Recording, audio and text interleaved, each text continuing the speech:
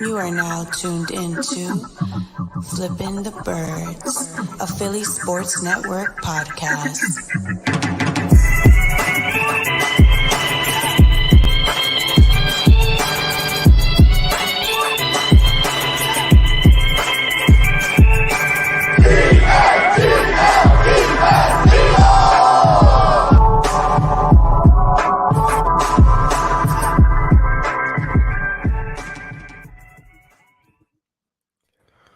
What's going on, Eagles fans? Welcome all to episode 155 of Flippin the Birds. I'm Brian Cameron alongside Eric Reese and Zach Chavalella. How you guys feeling today, man? Merry late Christmas. How's your Christmases? Yeah, like Merry late Christmas and Happy early New Year, I guess. I don't know. No, I mean, we're the in-betweeners right now. it's been all right. It's been everything's been pretty great as far as my girlfriend's family. There's been a lot of good news going on. There's going to be an addition to the family in one way or another. Not mine yet. I hope that's going to be a little bit down the line. But Jackie's brothers, one's becoming a father, and the other one's getting married. So that all happened over the holidays so far. Awesome. So shout out to them if they're listening. You put that, that puts pressure on you now, right? Like you have to do something. Both sides, honestly, it was funny when we had our happy hour. Even Nick hopped on our happy hour, and he was just like, "So, when does your announcement come in?" I was like, "Fam, like, can I do your wedding first?" So I feel like you have enough pressure where you got to do the double whammy. Like you got to do both of them at the same time in order to like upstage both of them. I don't know, man. All I really want to do is just go to his wedding and then argue, Randall Cunningham and Don McNabb. It's all I honestly really want to do. I can't wait for him to get married on Long Island. That sounds fun. It sounds fun for a day to see what the Mets area is like. And then I'll get out as soon as possible. We're back into Philly. So I have an idea since we had that conversation about the McNabb and Cunningham, whatever. Yes. But I don't know if any of you guys went to this event, it was years ago now, but I do remember McNabb hosting. It was like a Campbell's Chunky Soup tug of war. If there's a way that we can organize some type of similar event at his wedding, and whether he knows about it or not, maybe it's like a flash mob kind of a thing, where we just throw out a pool full of chunky soup, something like that. Half the team, one side they're in Cunningham jerseys, the other half they're in McNabb jerseys, and we let the fates decide. I mean, I'm all for that. I think we should definitely do that. Represent Reverend Randall Cunningham. There you go. I'm not sure how the wedding party will feel away from Nick. They might be like, okay, you have some of the craziest clowns as friends I've ever seen. I mean, they're all invited to be a part of the tug of war. Like that's exactly like no, they. Everybody but no, you're not invited to be a part of the tug of war. No, you're not Even allowed. His bride-to-be will be on a team. However, instead of to be the opposite, instead of him representing, the opposite of her, it's just going to be you up there, Eric. We'll insert you into the lineup instead. Does that mean we all should wear white? Like, should we wear white while he wears for sure? Black? Yeah. Who's going to wear the blue and yellow jerseys, the blue and yellow Eagles jerseys? Oh, God forbid those jerseys. Hopefully nobody. I was thinking about that today. I was like, man, one day I'm going to have to just kind of like bite that bullet and get that jersey. And I realized today, the person I would get that jersey, and if I can do a custom jersey, would be Greg Ward. I'm the Greg Ward. I have a Greg Ward take for you on this. In the blue and yellow, Greg Ward in the blue and you're just pissing money away, aren't you? Aren't you happy you're not buying it?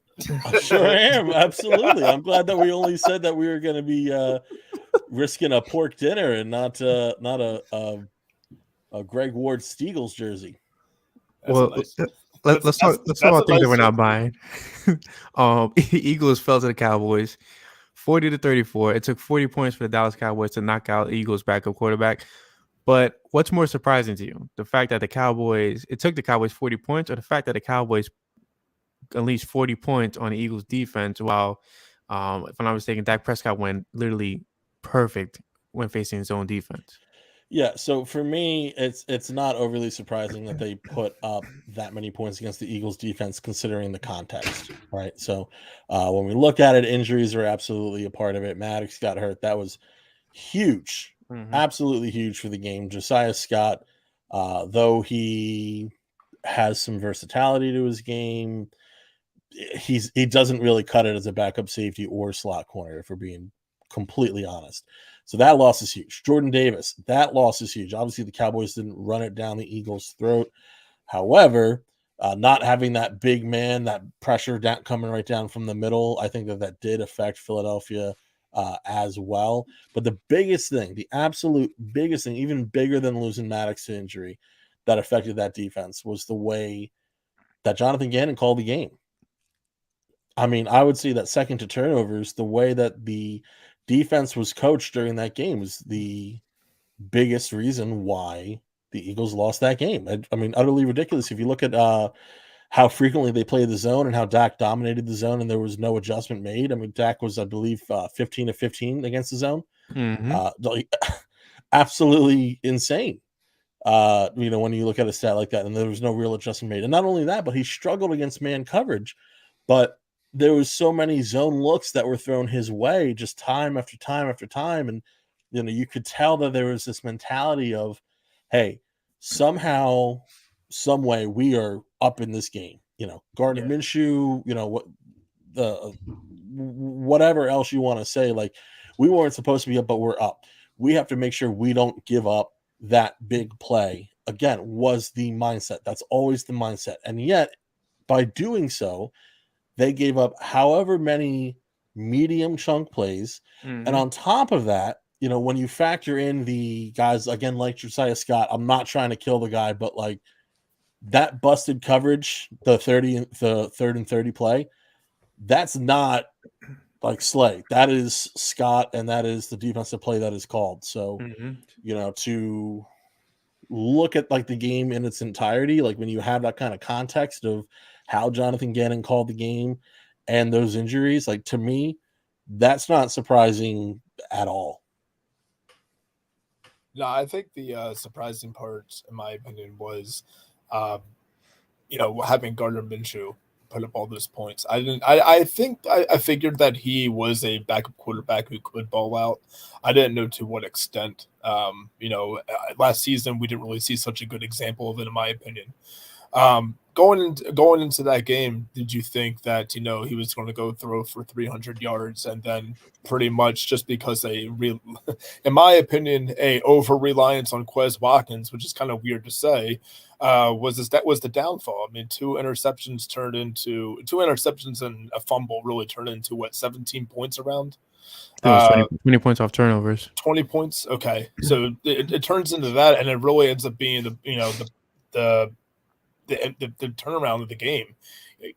Maybe if you throw the ball away if you got the opportunity. I wouldn't rely on Quez Watkins trying to beat a pretty decent defense 1-on-1, and that's what I think we saw a lot from Gardner Minshew is kind of putting a little bit too much faith into the wide receivers. I mean, Quez Watkins, he got more targets, if I recall, than Dallas Goedert did. I mean, how many of you had that on your bingo card? I don't think that it was a terrible game. I'm very surprised about the number of points that Gardner Minshew as quarterback put up against the Dallas Cowboys. I just think that I think that game was winnable with Gardner Minshew in there, and there was one, too many times they went to the wrong well, and I think that wrong well was Quez Watkins, as it turns out to be. And I completely agree with that. I wrote an article about it today. It's a little bit it's a weird one to me, at least. I know Quez Watkins has a new role. You're the third wide receiver, the fourth or fifth option on offense. I get it. I completely get it. But at the end of the day, you have one job. Ball comes your way, it either touches the ground or it touches your hands. There's no in between. There should be no in between. And the fact that he got out-muscled by two Dallas Cowboys defenders for 2 interceptions. One of them, he had poor positioning on, which kind of blows my mind as to where he thought the ball was going. But then you look in the week before, where he actually was being held by his undershirt. Undershirt was already, partially ripped and coming off. And he just gave up on the route, which led to an interception. and is grossly walking on the fine line of, okay, we traded Jalen Reagor away because he was bad. Quez Watkins is almost equally as bad at this point. He has 300 yards. He has, I think it's only like 11 receptions shy of what he had last year, and last year he had double the yardage. He hasn't been reliable in the deep game, which they haven't gone his way because of AJ Brown and Devontae Smith. But still, all in all, like you gotta make plays, dude. Like this is a playoff team, and if they go your way in the playoffs over Dallas Goedert, over AJ Brown, over Devontae Smith, you need to show up and put your hands up and catch the ball. Either that, or Sirianni has to stop the nonsense and just put Zach Pascal in, or even elevate Greg Ward, who was a good option for Jalen Hurts in the slot. Like if you have Quez in the slot, you might as well just dump him out and put Ward in there or Pascal. Something's got to give over the next 2 games where you see something like that now. I hate to say it in the Greg Ward. I hate to say it. I see you sneaking in the Greg Ward. You're wrong for that, man. I'll tell you that right now. Pascal had a concussion, correct?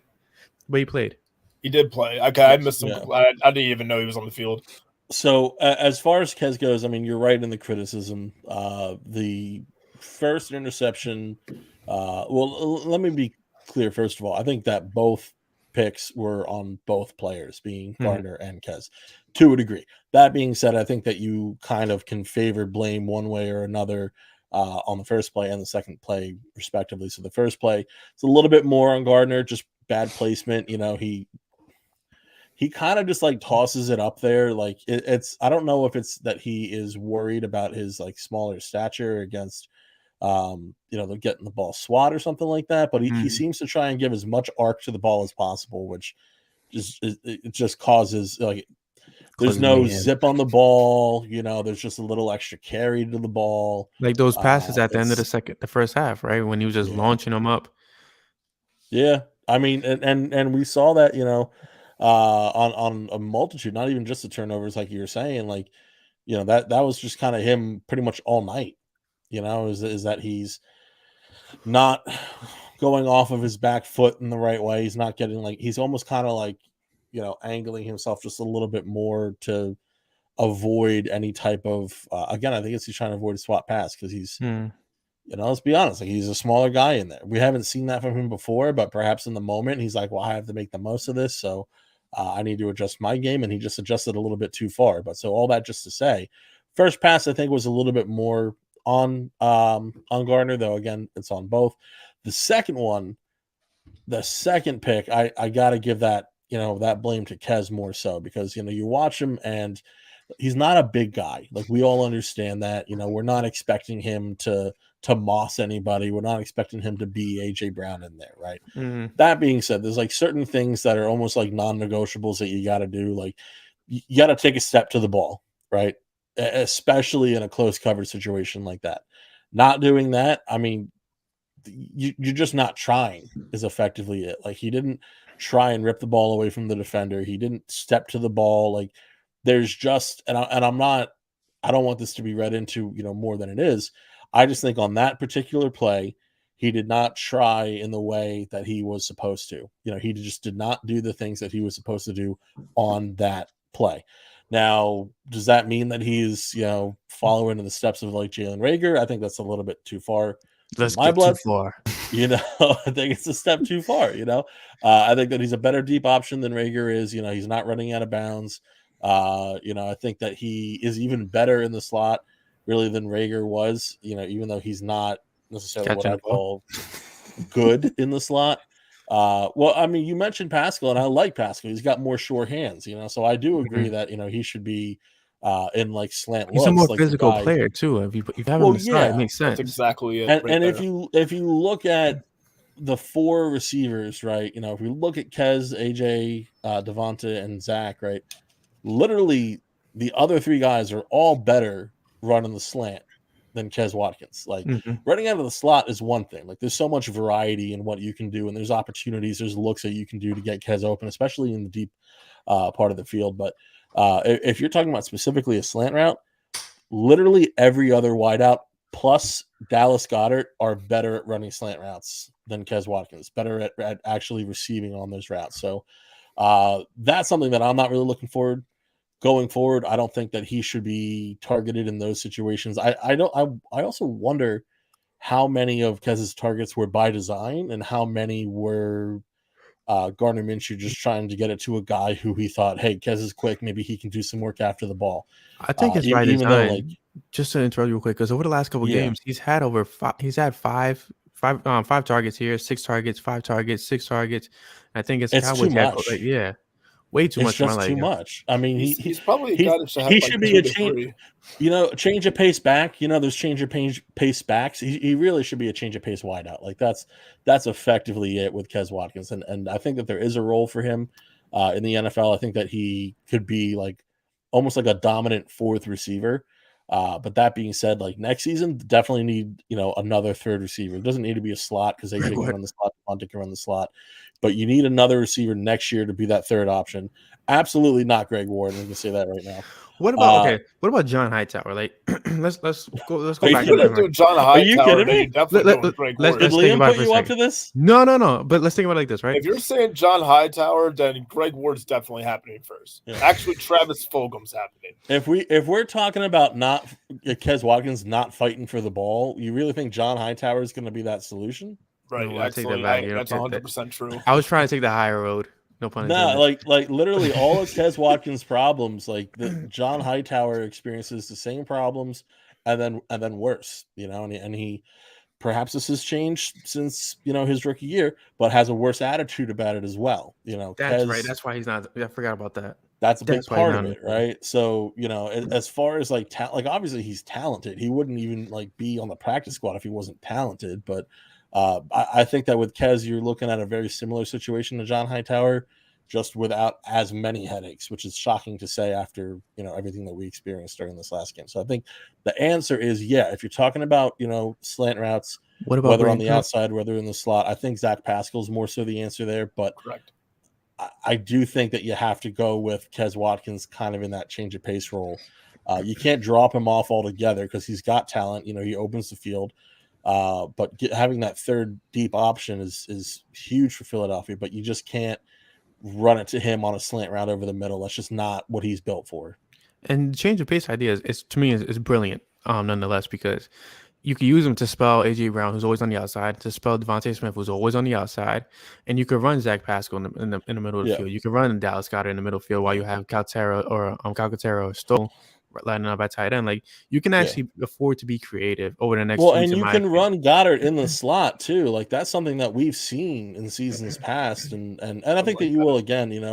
I did see earlier. I can't recall who posted the message. Oh, okay, it was Drew Johnson talking about Goddard, and the tight end screens were noticeably gone. I think that they're trying to work him back in like a little bit slowly. You don't want to re-aggravate an injury right before playoffs. So I think that we will see more of Goddard as the year goes on. But yeah, you may see him perhaps more so in the slot. But you were talking about like spelling AJ and Devontae, and like that's absolutely possible. But I think also what you're going to see, or what you should see rather, is Kez in 3 receiver lineups where you're just looking to confuse the defense. For instance, I don't even know if Kez was in the slot on that play, but what we saw, I can't remember if it was Devontae who was actually in the slot, but Kez ran the slant. Wasn't he was in the slot for that one interception where they jumped over him. Yeah, but for one of them, I could be wrong on this, but I feel like he was on the outside and ran the slant over the middle, almost like acting like the slot. For at least one play during the game, where you kind of want to do like the opposite of that, in another sense, where if you can work on Kez like starting in the slot, working on a double move to the outside, kind of run a post route, and you have someone like AJ Devontae kind of run that slant over the middle from the outside. Brown was in the slot according to so they kind of did like the inverse of what, in my opinion, at least they should be doing, which is working Kez, in the slot at least for the initial look, bouncing out to the outside while you have Brown. And you can run almost like a rub play, almost like not a rub play, but more so like it's a pick play where they actually run the freaking route. Yeah, like what Nelson Aguilar and Zach Ertz used to do when he used to high five each other on the route. It's not the thing where like the guy sets the pick and then he just stands there like an idiot, and then you get the penalty flag every single time. But instead, it's an opportunity where you can kind of run. It's almost like a subtle, crossing where, again, you have that Kez Watkins double move, along down the sideline. Brown, Devontae, even Pascal, if you want just to really confuse them, can kind of run that slant over the middle if you do want that slant look there. But I don't like Kez in any kind of slant over the middle of the field. His yak ability is not where, like, if he's catching the ball like 50 yards down the field, 10 yards away from a defender, like, yeah, he's going to gain some yak yards there, but he's not a gadget guy. He's not Debo Samuel. You're not putting the ball in his hands like within 5 yards of the line of scrimmage and he's taking it for another 20. Like, that's just not him. That's not his game. And you can't make him into that player. He's just not built that way. You have to take his strengths and run with them. You can't try and, especially this late in the season when you have this much on the line, you can't try and change him into somebody that he's not. It's just not going to work for you. I completely agree with that. So enough with the Quez talk. Let's talk. Do you want to talk a little defense? Should we talk? Yeah. Let's talk about who we could possibly see coming in as the slot corner.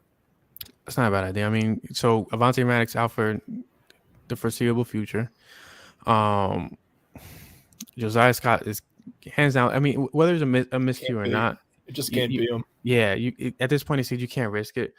Do you go veteran outside of the organization? Do you try Crayvon LeBlanc? Do you try what about Job? Who? Josh Jobe. Josh Jobe. He injures. Is he still injured or is he healthy now? Let's see. Let me pull up the. Or isn't Zach McPherson supposed to be a slot corner? Yeah, he's supposed to be a lot of things. I would love to see Zach in that kind of role. I think right now you may possibly be looking at him as a hopeful special teams ace. We'll see what he can do to kind of overcome that. But I think the People's Choice is Strap. I think for sure. They'd love some Captain Cravion, but if you bring CJGJ back from IR, which is more likely the thought. Yeah, I think that's more likely what the organization is going to go with. You have a guy who's very experienced in the slot. Obviously we know that CJGJ ran a lot of that with New Orleans, and it ended up eventually becoming a point of contention. But if you're talking about the last few games of the season, and the postseason as they look to win a Super Bowl, I don't think he's going to have a problem with returning to the slot for a little bit at all. And then Reed's done a good job. I think he's been a very solid, safety, which has been huge. The Eagles didn't have safety depth coming into the year, so they, didn't think. But Reed's done a fantastic job, I think, starting. And I think that Kayvon Wallace has actually done a great job stepping up, being kind of that first guy, off the bench, as it were. And I think that may be what they kind of look at, for the obviously, like, the safeties kind of got picked apart a little bit against Dallas. But I think that in general, that is an okay way to go about it. And I think that might be the way that they try and finish off this season, depending on how bad, how long Maddox injury keeps him out. Like, if he's done for the entire season, including postseason, which, I have not heard yet, then obviously that's, an issue, and we'll see exactly what they do there. But as far as Garner Johnson and Reed Blankenship, Johnson down to the slot, Blankenship keeping his starting safety role, I think it's definitely fine. And I think that you can even, depending on obviously looks that you're facing, like, you're still going to be able to get Johnson safety snaps, which I think you're going to want to do because he's been their best turnover creator. So it's going to be about balance and everything like that. But the less Josiah Scott we see in the slot, the better. I think the better. And I wouldn't necessarily, although the Eagles are looking at veterans right now, which is kind of funny. They brought in Blake Jarwin for a former Cowboys tight end, Blake Jarwin, for a workout. 0 cents, but yeah. They are looking at vets. I don't know that they're going to be looking for a vet to answer that slot corner role because I feel like they may continue to give Scott snaps, or they're going to go CJGJ. If history has told us anything, is that this coaching staff is very stubborn in their ways. Specifically, Jonathan Gannon, and it showed against the Cowboys. You knew that the zone defense wasn't working, and you stuck to it because you wanted to make it work somehow, some way. And the definition of insanity is doing the same thing over and over again, expecting different results, which obviously you did not get. So it sucks that it's all gonna rely on what Jonathan Gannon actually delivers as a product on the field. But I'm fully for keeping Blankenship out there. I'm fully for bringing Chauncey Gardner into the slot. I think makes all the sense in the world. My only issue with Blankenship and Epps is that they seem to be the same player. They're the same type of safety, except Blankenship's a little bit better. They're hard nosed. They're great at tackling, but coverage wise, they're not Gardner Johnson. So I feel like, do you sacrifice the big plays in order to kind of keep it a little tight with CJ in the slot, or do you just find some other remedy to fix the slot cornerback issue? Yeah, I think matchups are going to be a lot of that depends on. I think that it could be kind of a different answer depending on who you're facing. So we'll see what happens, especially come the playoffs. But I think there's an argument for both sides. Mm-hmm. Now I'm ready to bring back Gardner Johnson and put him in the slot. Actually, so like that's kind of my play. If you're if it's up to me, which is not, so probably lucky. But anyway, no, I do want to see. I know Job, something would have to happen, or he would have to, kind of he'd be more of a depth play than anything else at this point. If you bring back, Gardner Johnson, that's fine. Just as long as Scott falls further down the depth chart. I mean, dude, he was. I get it, right? Like CeeDee Lamb is one of the better receivers, obviously. But in the it wasn't league. His first game or anything like that either. Like that's exactly. Dude, in every single opportunity, he was fundamentally getting beat up. Like it wasn't even a challenge. And so for it to look that not competitive, you do have to give somebody else a chance, and that's where I'm at. That's where I'm at now. So I mean, I feel like I'm just kind of doing the echo chamber, the consensus agreement over here. Yeah, and credit to Kellen Moore for calling the game that way. Having him in the slot so often, you analyze the weakness on Philadelphia's defense and you attack it. So leave it up to Philadelphia to adjust, and unfortunately, unsurprisingly, they did not adjust. So you have to see what that looks like in future games. Not every team is going to be able to do what Dallas did against them. If you look at, for instance, say, Tampa Bay, they're, not necessarily going to be able to do that same thing. Going to be working a lot more on the outside, focus on the running game as well. You could perhaps see that with the San Francisco. That's definitely something that you're going to want to keep an eye on. But, really the biggest lesson to be learned is like you have to be able to adjust, which that shouldn't be a lesson for a 13-2. Yeah. 13-2 team. Like that should be something that is already assumed and understood. Like you shouldn't be able to get to 13-2 if you don't understand you have to adjust. But and that's going to be on Jonathan Gannon to officially realize, and that's going to be on Nick Sirianni to help him realize that. So I completely agree with that. I guess another question I have about the defense is talk a little bit about Jordan Davis. His absence from the lineup is going to be critical too. We're looking for veteran guys to step up, and the moment that it seems like we got Jordan Davis back, boom, poof, he's gone again. So I mean, looking at these little holes that are appearing in this defense, and you're right, Zach. Gannon didn't really make adjustments. If you're not going to make those adjustments, I don't know how far this great of a team could potentially make it into these playoffs if you're unwilling to make those adjustments to curtail the defense, because it's going to get to a certain extent where the offense cannot be the ones to rely on themselves 100% of the time. Yeah, absolutely. And Drew makes a great point, talking about playing more man. We talked about that a little bit earlier, and that's kind of one of those adjustments that you're talking about, Eric, is, if you want to run a zone-dependent scheme, like that's one thing. But if the guy's tearing you up, 15 of 15 against his own defense, make an adjustment. And some of Dak's poor plays again, talk about the pick six, to Josh Sweat, right? Like that was a man coverage look. Like that is something that happened like early in the game, for instance. So like this is not, you had your opportunity to see that this was effective against Dak. You did not take advantage of it at all. You were too afraid of giving up the big play, and what happened? The offense kept turning the ball over, which it's tough to win any game if you keep turning the ball over. However, they still had a shot, except that the defense just kept giving up big look after big look. The 3rd and 30 is just unforgivable. Like there's no excuse. There's no defending it. Nothing like that. It is what it is. Take it on the chin. Don't let it happen again. Like that's literally it. That's all you can say about it.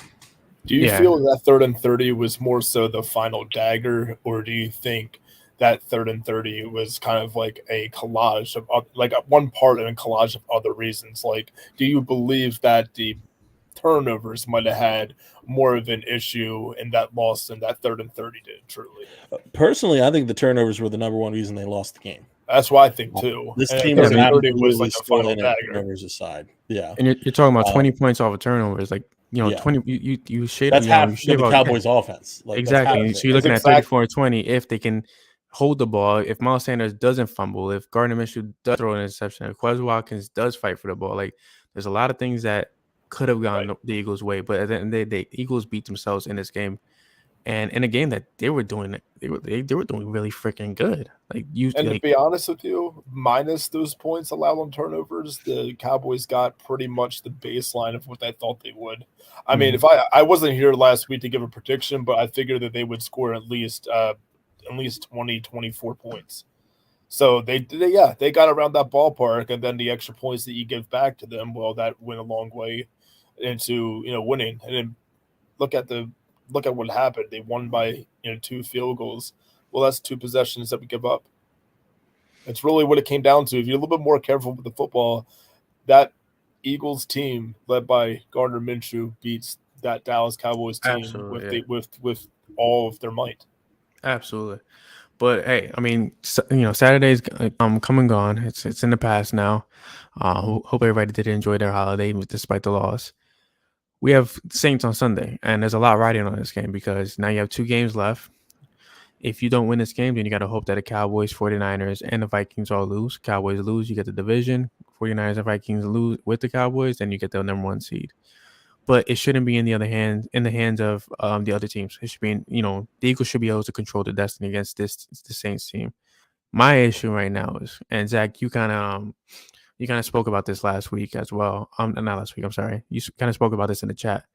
Jalen Hurts, if he's up for it, do you bring him in to close this game out? Say, for example, the Eagles go up by 24 in the first half. Do you take Jalen out? Like, what are your limitations for Hurts this weekend? I mean, personally, I think Gardner Minshew did a fine job against Dallas. Obviously the turnovers were a big issue. It wasn't just his turnovers. We talked about how Kez didn't really help on both of those interceptions. On top of that, Boston, Miles, they both fumbled. Not only that, but they just threw the ball like 10 yards behind them, which is just like I've rarely seen anything like that. It just was a weird game. It just felt like a team that, perhaps just wasn't ready. Maybe that was nerves in prime time against Dallas in a clinching game and you don't have your starting QB. Kind of felt like the whole team was nervous, The hindrance that I have obviously is, well, what if Hurts gets, hurt even more? This is the same reason why I didn't want him to play against Dallas. That is kind of compounded by the fact that now Lane Johnson is hurt, which, you're blocking. Like Lane Johnson's been one of, if not the best tackles in all of football this year. Absolutely. And over the past however many years, like he is phenomenal. One of the best right tackles that I've seen in my entire life. So I mean, he hasn't allowed a sack in like 2-3 years right now. Yeah, it's insane. It's absolutely insane. So to be missing that guy, that's a pretty, I don't feel great about it. Jack Driscoll, who I believe will be getting the start, it's not ideal on that outside there. Even if they go with Andre Dillard's in better shape than he's been. He's kind of worked on his mechanics a bit.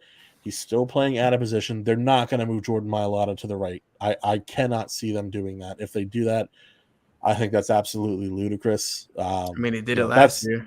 I know they did it last year, but that's It your worked. left tackle, like that. Like, and he's not even established in the way that like a Tyron Smith is, where you can kind of move him around as the Cowboys had. But I guess if I'm ranking how I wish that they would do it, it's Dillard at the right tackle, Mailata at the right tackle, Driscoll at the right tackle. However, that being said, they put Driscoll in at right tackle last week. So that's what kind of gives me a little bit of pause as far as putting in Jalen into this game against the Saints, because I think that there's that pocket was pretty clean, right? There were a lot of pressures, a lot of hurries. I don't think there was a sack at all. But there wasn't a sack. Exactly. Yeah. Pressures, hurries, no sack. That being said, we can't expect that 2 weeks in a row, especially with Lane out on the right side. So I'm thinking it's going to be a little bit more physical game for whoever is under center for the Eagles. I'm thinking that's going to be Gardner Minshew. I'm thinking it should be Gardner Minshew, because just the Eagles can't afford a long-lasting injury for Jalen Hurts. You still have one more chance the following week against the Giants. If the Cowboys and Vikings lose either of their last two games, that clinches it for you as well. I could definitely see Jalen playing in the final week, especially since you would have a bye if you win that game. I don't see him playing in this game. I know the mentality is win the game now, rest for 2 weeks. I just don't think it's worth that injury risk. I'm in the same boat. I do believe I saw enough from Gardner Minshew to say, I feel comfortable that like I like the Dallas Cowboys were a team that were competitive on paper, whether, especially with Gardner Minshew in there. Do I believe that the Eagles will wipe the floor with them if we're talking about healthy versus healthy? Yeah, I do. But I'm more confident in the Eagles with Gardner Minshew winning against this Saints team coming up. Like, none of this at all says to me that Andy Dalton and the Saints are going to come in here and beat the Eagles. I think the Eagles are. Is Dalton still starting, or is it Taysom Hill? I think Taysom Hill doesn't really. Is Taysom Hill like not more than a gadget quarterback for them? Because I might have missed that during the game. I was pretty much doing a whole bunch of holiday stuff. I didn't watch anything as far as the Saints is concerned. No, so Dalton was the quarterback. So he was the quarterback the entire game. He finished. So. Okay, so we're talking Dalton, and we're talking what? Really, if we're talking about defending that, we're talking about Alvin Kamara. Well, yeah, didn't Kamara have maybe he has like 2 touchdowns this year? I guess not many. He has like next to nothing for his stats. It's like it's pretty abysmal. Yeah, it's 2 touchdowns on the year. Yeah, so 2 touchdowns on the year. I mean, last week I feel like I had maybe like under 20 yards. Like he had and trying to get that going against the Eagles defense. Last week he had 76 yards. Yeah, it was 3 weeks ago. So he had more than 20 yards. But it's fine. So he significantly more than 20 yards. He had more than 20 yards. And it's technically 3 because it's 1 receiving touchdown and the 2. Yeah, but we hear you, Eric. It's a down year for him, which is a product of the Saints offense. To me, when I think of Alvin Kamara and I think of the stats that that I've named, even though they're a little bit incorrect, it's just in my mind, it doesn't jump off the paper that he is an impactful guy. That's kind of where I'm trying to get at with all of this. It just on this offense, which seems to be completely drafted and centered around Alvin Kamara still, it just nothing screams terrifying to me. And honestly, the Eagles should be terrified of most teams' rushing attacks because they're missing their monster clog up the middle with Jordan Davis. What is Jordan I'm Davis not worried about that whatsoever. I just don't think that, I honestly believe that if you put the same team out there against the Dallas Cowboys, you have an easy win. I mean, easy win. I mean, like 27-13. Like that's what I mean. Easy win. And I don't disagree with that. I think that this is a very winnable game if you start Gardner Minshew or Jalen Hurts. I think they both can come out this game winning. I understand the pressure behind it. Davis was out with a concussion. I understand the pressure behind it. I get it. It's just big. But, hey, you hung 34 points against was, presumably one of the better defenses in the league. even though their secondary is trash and the pass rush just hasn't been there. I think you could do it against the Saints. Are the Saints a bit more motivated than the Eagles? Most likely, yeah. But they're not more pissed off than the I Eagles. They're don't not think coming they off are. well, yeah, that's what I'm saying. Like they're not as pissed off as the Eagles coming off a Christmas Eve loss where they could have clinched it right there and punched Dallas right in the mouth.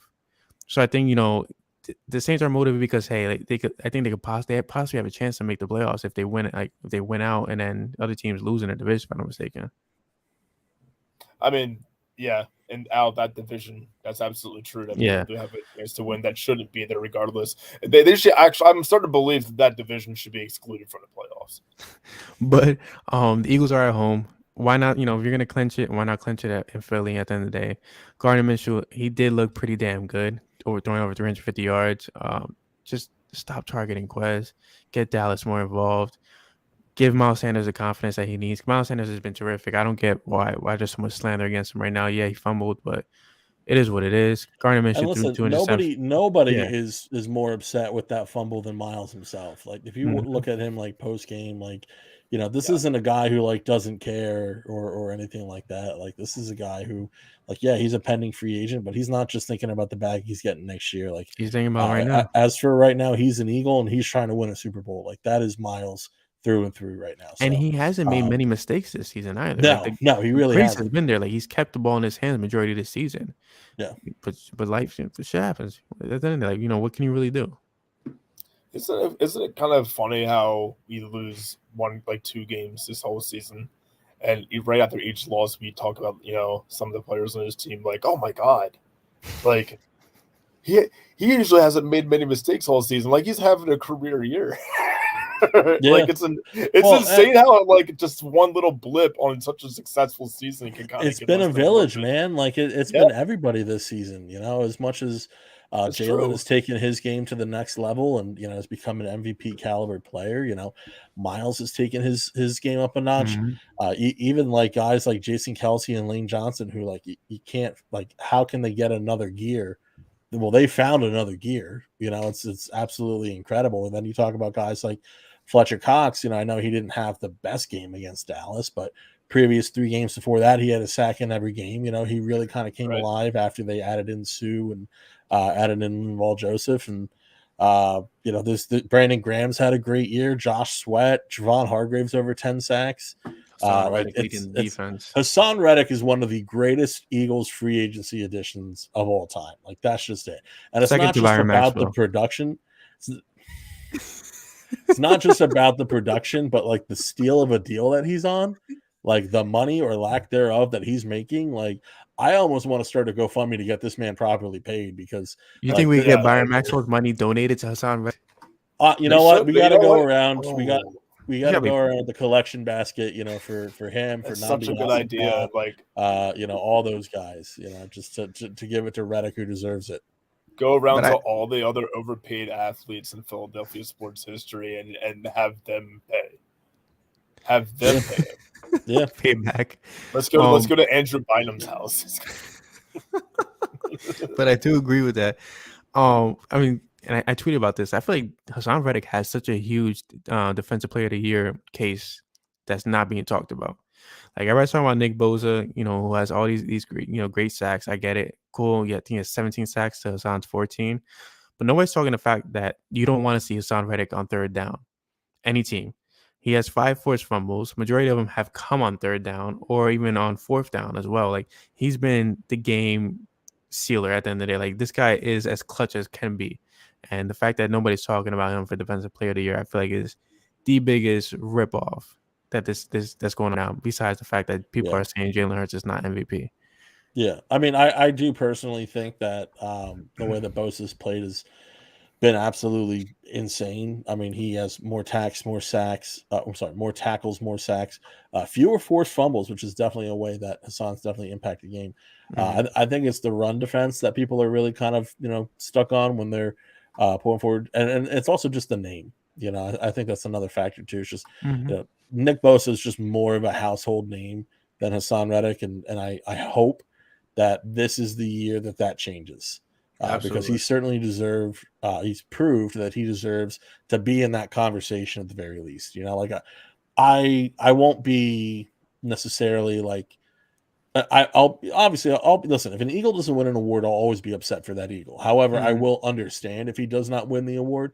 What I will not understand is if he's not even in that conversation, because he absolutely deserves to be. I mean, we're talking about what is it, 14 sacks now for him, and on top of that, he's got 5 forced fumbles. Like that's insane.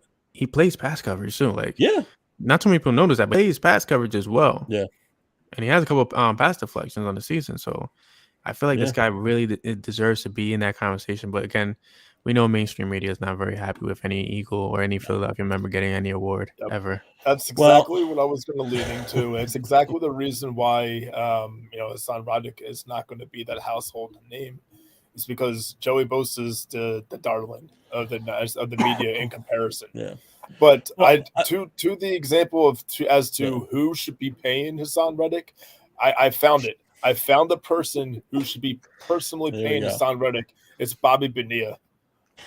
Why did I know this was going to be a Mets joke? I was expecting Carlos Correa or something like that, but I knew a Mets joke was one of coming. our hosts is, he's a Mets guy. He's a Giants guy. He's Big Blue. It is what it is. So, like, of course, it has to come up, but no, I think that there is definitely some of that, San Francisco darling of the NFL, not so much with the Eagles. I think that perhaps right now. Another successful postseason could definitely answer that, especially if Philadelphia has a victory over San Francisco in the postseason.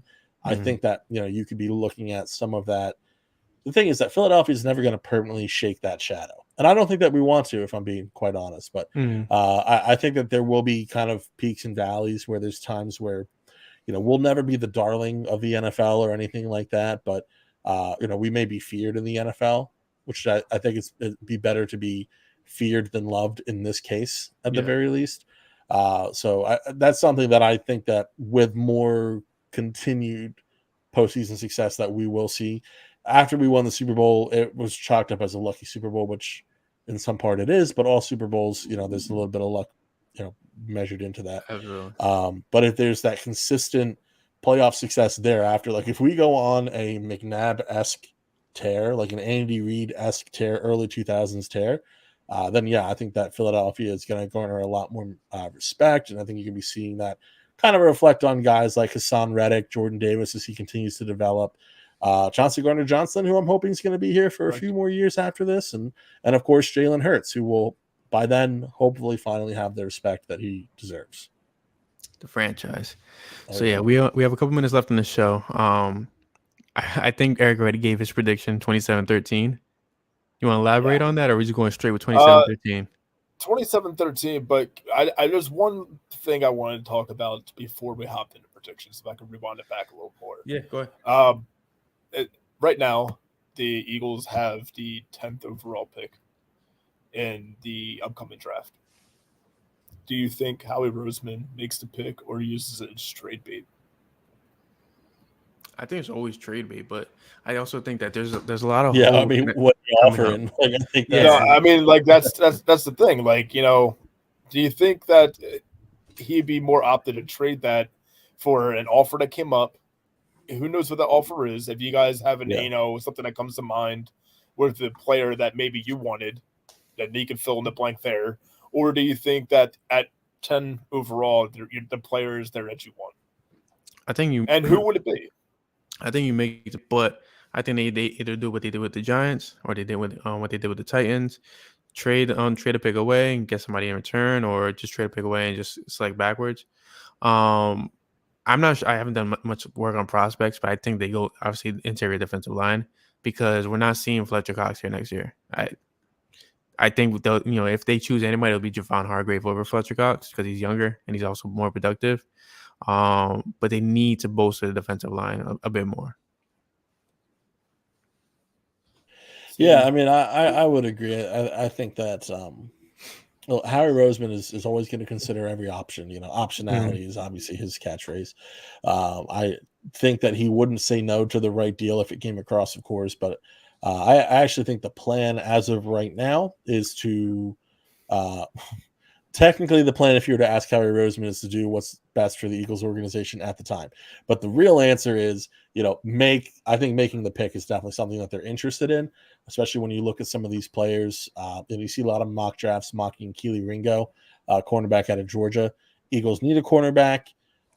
Georgia is a great, that's just like keep drafting from Georgia, Alabama, and the like. Like the Eagles have found that formula.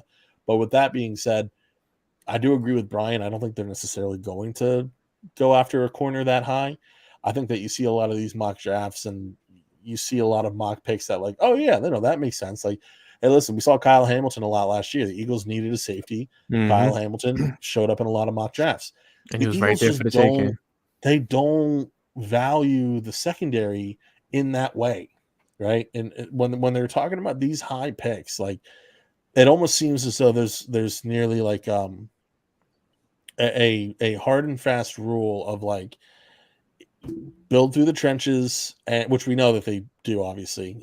That's their big formula. Build through the trenches, and quarterbacks are really more often than not who you should be picking in those like top 10 picks. There are slight exclusions to that. There's cases like a Devonta Smith where you need to support a quarterback that you have, or you have an insanely talented player at that position, like Smith was.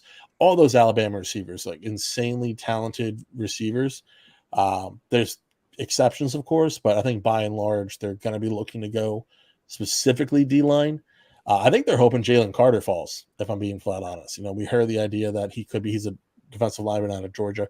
Possibility of him falling.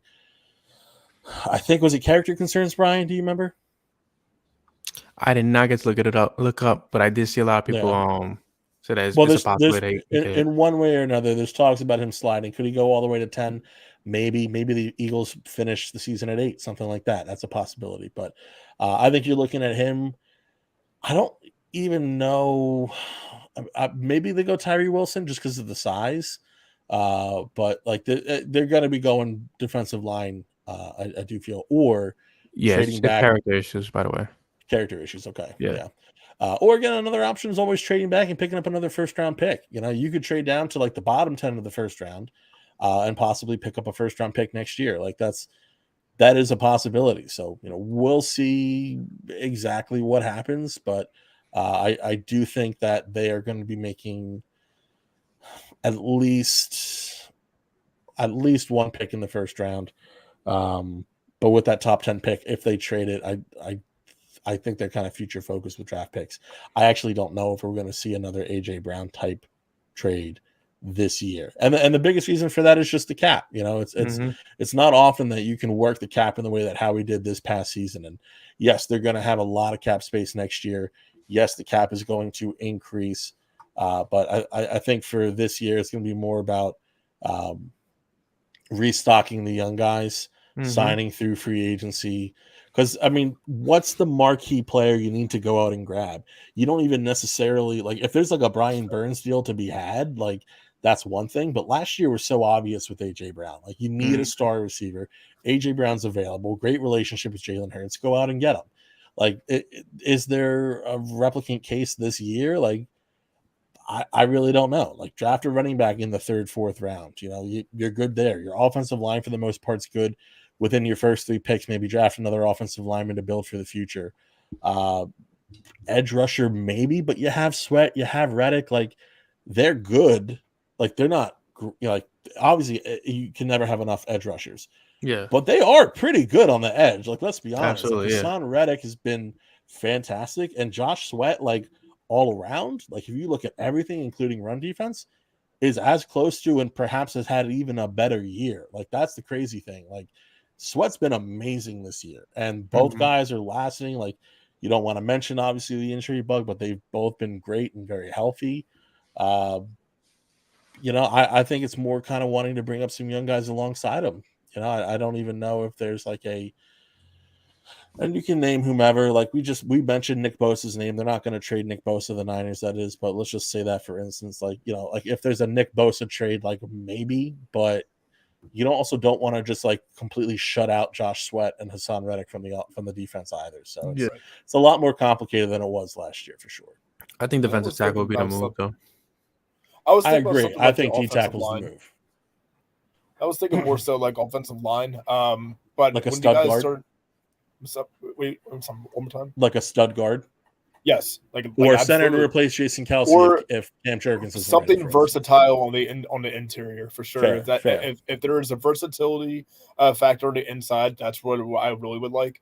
If not that, then actually I'm going to write to where you guys were saying, "Oh, we don't value the secondary." I'm going to fall into that trap because there is a pretty good legacy, guy out of Penn State.